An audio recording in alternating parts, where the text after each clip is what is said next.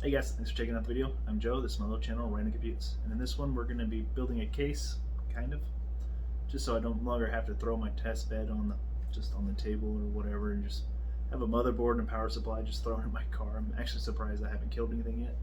So we're going to be putting together and reviewing kind of a computer case, I guess. Let's see how it goes.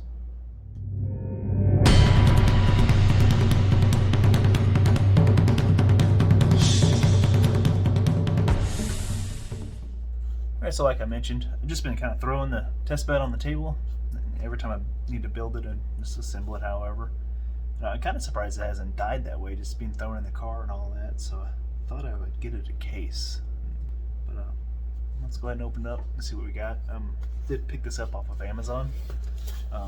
If I like it, I'll put a link in the description. It won't be an affiliate link, so you don't have to worry about accidentally helping out the channel in any way. But it'll be there in the description if I like it.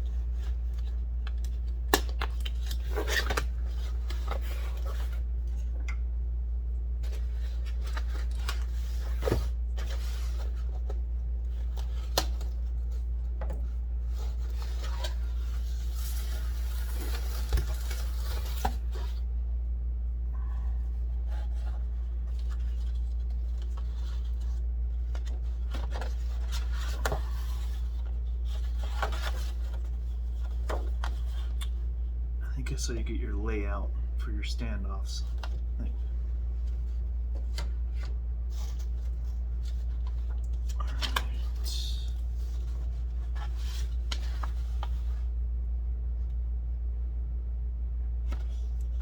Has good cooling function.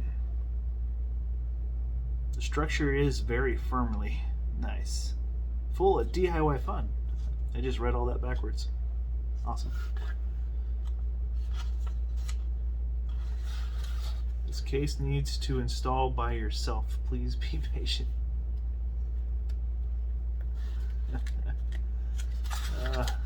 gotta love that translation, how much errors they have.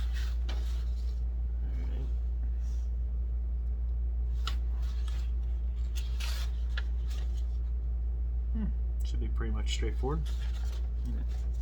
I say that now, of course. We'll see how bad it is.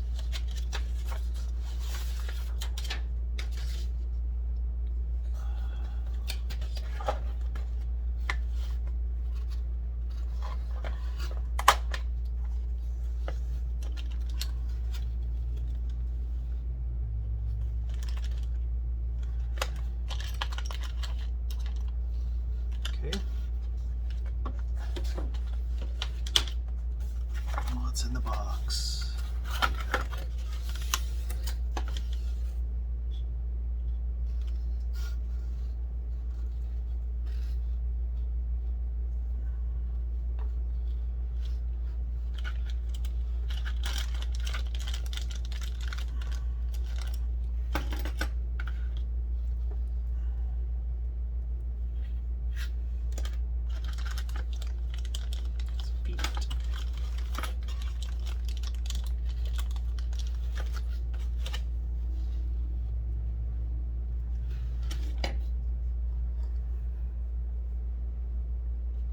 Okay.